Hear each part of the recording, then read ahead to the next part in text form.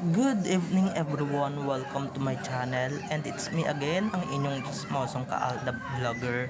So gusto ko munang magpasalamat sa inyong lahat sa mga walang sawang tumatangkilik, nanonood, sumusuport at sumusubaybay ng mga content ko dito sa aking YouTube channel. So wag ninyong babaktawan o lalaktawan tong ating main topic ngayong araw. I'm sure na hindi ninyo pagsisisihan na pinanood nyo to mula umpisa hanggang hulihan, and syempre wag ninyong i-skip yung segment, buuin nyo to start finish. Kaya ito na, dumako na tayo sa ating main topic for today's video agad-agad. Noon ko pa talaga nahahalata guys, noon ko pa talaga napahahalataan na talagang si Alden talagang pinagpapatungan ng ulo niya ni Mr. Spotted. So ito na guys, watch this, mamaya ipapaliwanag ko sa inyo ng buong buo. So ito na guys, watch this.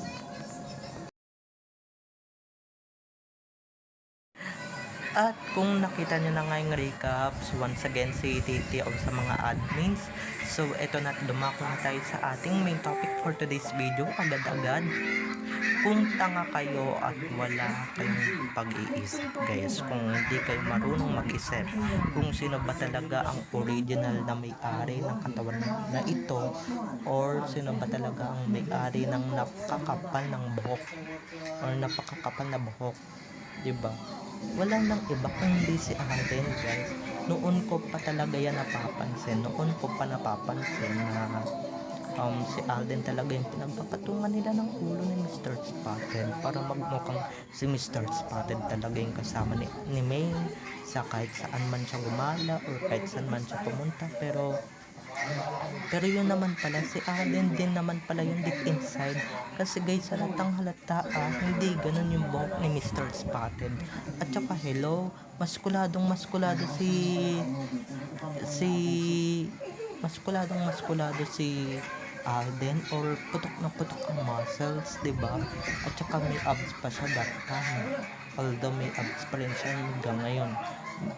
Medyo chubby si Alden, si Mr. Spotted, Diyos ko, parang isang bulati na lang ang hindi pipirma sa kanya, diba? Yun na lang yung kulang sa kanya at malapit na sa matumba, or pagka nalaglag siya, natumba siya, or whatever na nangyari, talagang matutumba yan. Si Alden yan guys, halata, diba? Sa damit pa lang, sa hubog pa lang ng katawan, sa physics pa lang guys, halatang halata na halatang halata na ganun talaga yung katawan ni Alden, diba? Kasi kung katawan ni Mr. Spotted, diba, hindi ganyan kakapal yung buhok ni Mr. Spotted, tsaka may salamin, diba? Although pinagpatungan nga nila yung dating ulo ni Alden, na ulo ni Ulupong na yan, o ni Mr. Spotted, diba?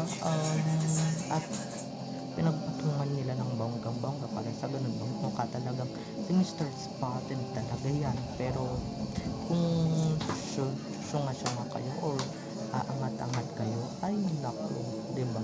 Di ninyo mapapansin yan. Ako talaga guys, napansin ko na yan noon pa. Napansin ko na yan na, diba, na diba, wala namang ganitong outfit si Mr. Spotted, wala namang ganitong, di naman ganito yung katawan niya, diba? Payat si Mr. Spotted guys. Ayan si Tisoy, medyo sexy yung katawan, diba? Dahil nag-gym. Yung si Mr. Spotted guys, hindi nag-gym yun. Kung may abs man yun, halatang edited lang din yun, diba? Hindi katulad ni Alden na halatang natural, diba? Halatang na nagwo-workout talaga. Yun si Spotted, naku, parang ganito lang din yung katawan niyan, yung gaya ko. Hindi naman yung sobrang payat na payat, pero papunta na rin doon talaga, parang na siyang toothpick, diba? Or malapit na siya sa toothpick na platform or plataforma ng ganong katawan. Malapit na siya sa ganon. Pero kung sabihin ko lang kung bobo tanga kayo, ay naku, hindi ninyo mapapansin yan at hindi ninyo marirealize yan, diba? Lalo na siguro kung delusional kayo or whatever. Pero kaming mga ADN, kilalang kilala namin ang katawan ni Tisoy. Katawan ni Tisoy yan. Lalong-lalo naman yung kutis, guys. Diba? Yung isa, yung pagkamistiso, parang may pahe pa na, diba? Yung isa, natural na natural. May halong American yung kutis. Pero, yung si Spotted, ay naku, diba? Marami silang hindi nagawa. Kaya, yung mga edited nila, guys, halatang palpak. Diba? Halatang-halata na pumapalpak talaga sila sa mga edited ek nila. Kaya ayan, di ba? Minsan nabubuking din natin or nabubuko din natin na nabubuko din natin yung mga katarantaduhan nila o walang yak nila. Sorry guys sa words ha, pero talagang buko na talaga sila eh, di ba? Wala na silang lusot at kahit anong gawin nilang palusot or kahit anong gawin nilang alibis, ay naku, hindi yan makakalusot. Diba? Magpaliwanag kayo sa barangay. Kasi walang lusot yan, diba? Lalong-lalo na sa atin, hindi naman tayo pinanganak kahapon para hindi mahalata yung mga deepfake up nila o yung mga whatever na lalong-lalo na guys yung pagpatong, diba? Sana man lang guys, diba? Yung pagpatong eh, sana ginawa nyo ng Street Spotted dyan, diba? Ginawa nyo na siyang yan. Eh halatang-halata naman guys yung kapal ng bahok ni Tisoy na ang kapal-kapal ng bahok, ang kapal-kapal ng bahok, punong-puno ng vitamina yung bahok.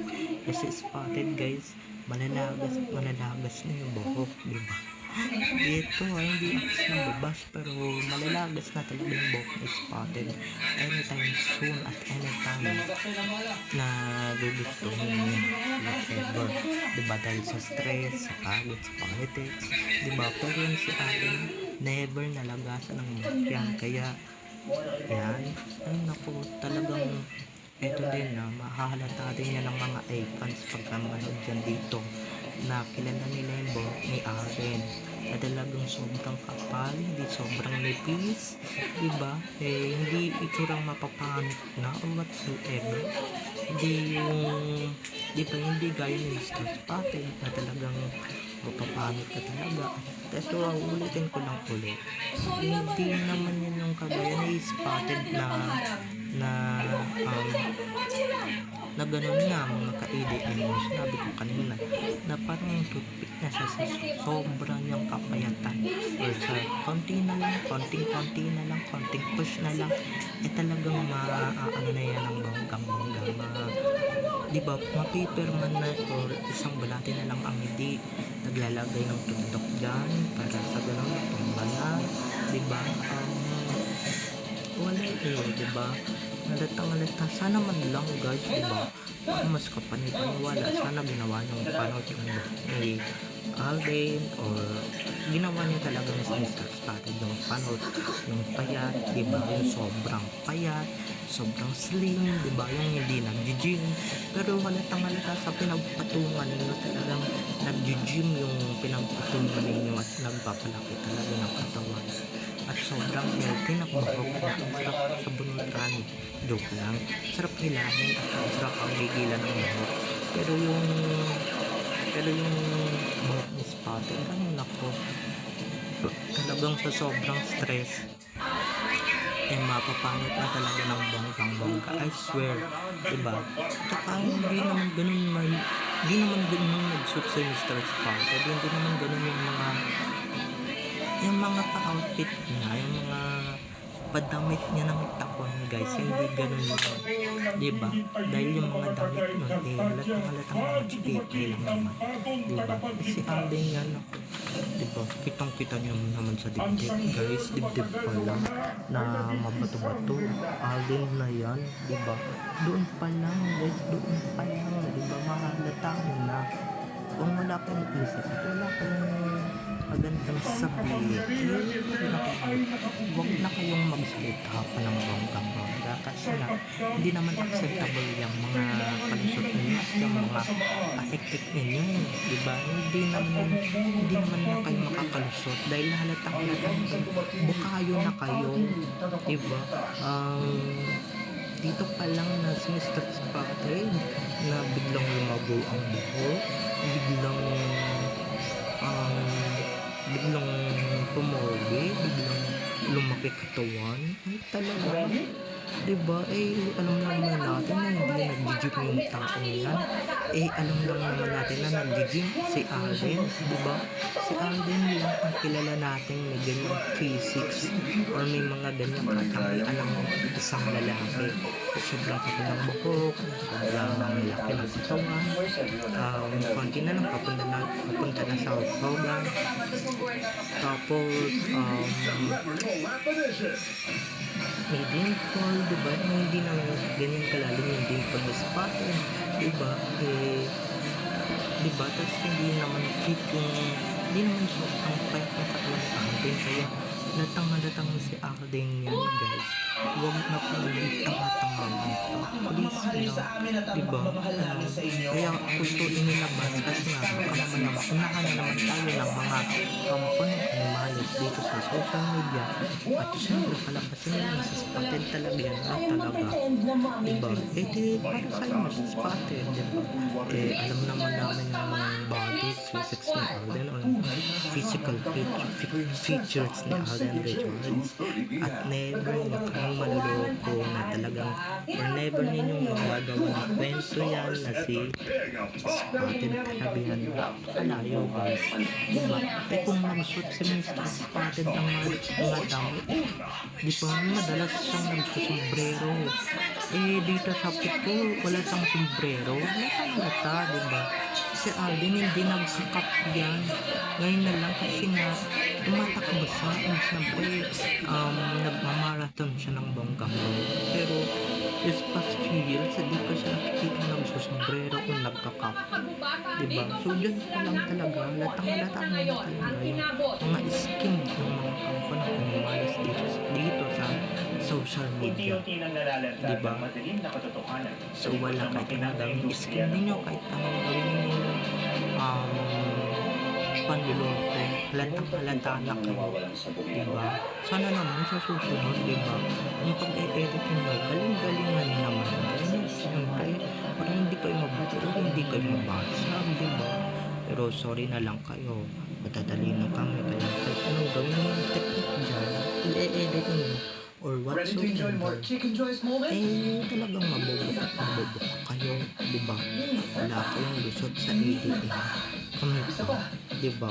So, bago na mga ka-ADN, I love you all, have a nice day, keep safe and God bless everyone, enjoy watching, so don't forget to subscribe to my YouTube channel, and syempre, huwag niyo kalimutan na i-click ang notification bell para sa ganun ma-notified kayo sa mga susunod ko pang i-upload na mga videos tungkol kina Main at Alden, and syempre tungkol sa kanilang mga buhay-buhay inside or outside man yan sa showbiz. Babay ng mga ka-ADN, enjoy watching everyone, bye-bye! Paano kasi hindi nila magaling-galingan sa pag-edit para naman yung mga kahayupa nila o mga kawalang yan makalusot naman talaga ng bonggang-bongga. Di naman sila marunong talaga mag-edit, di naman sila marunong papayatin yung original na tao na nandoon sa picture o na pinagpatungan ng picture ng ulupong nilang amo,